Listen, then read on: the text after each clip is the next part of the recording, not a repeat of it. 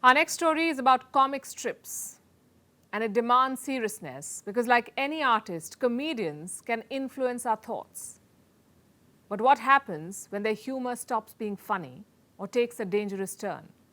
Specifically, what happens when a cartoonist is being racist? This is what happens. Dilbert is being banished from the regular cubicle in the papers.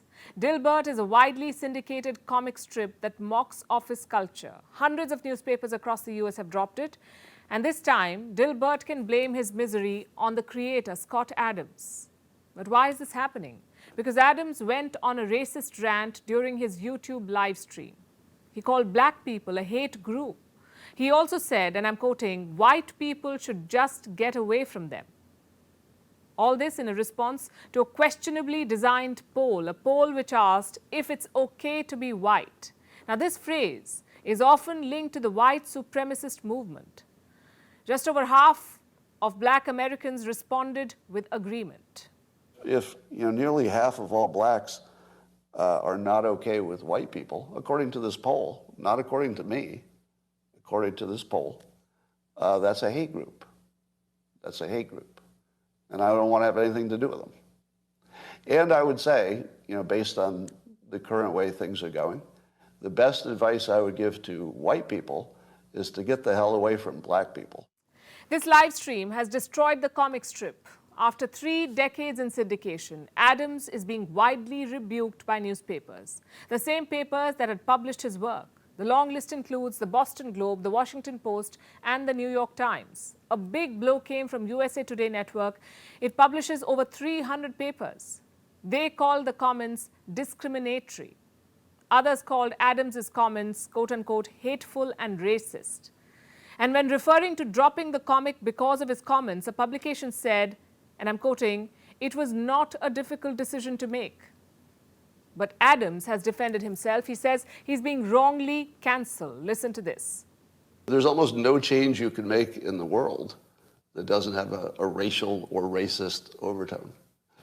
So I would say this for sure. Whether you're black or white, when you're managing your own career, you should be as racist as you need to be to get the advantage.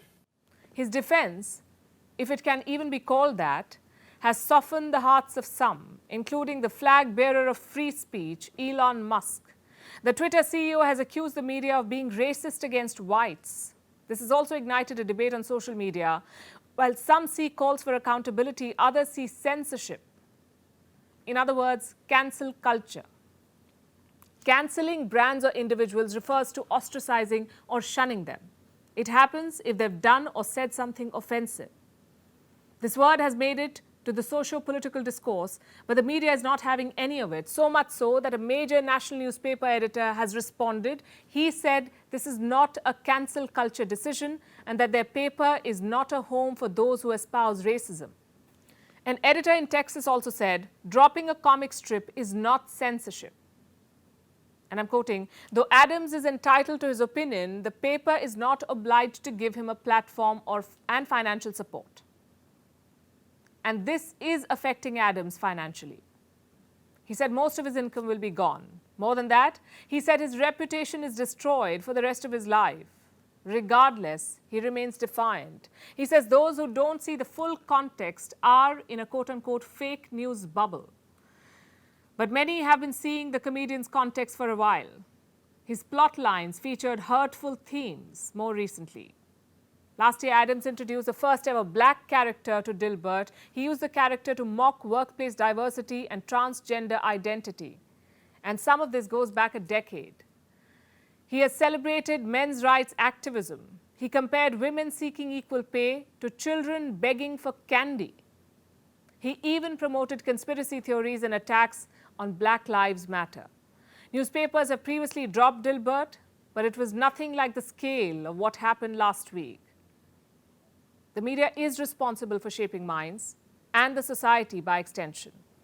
What happens in the papers' comic section and how it influences the real world is no joke.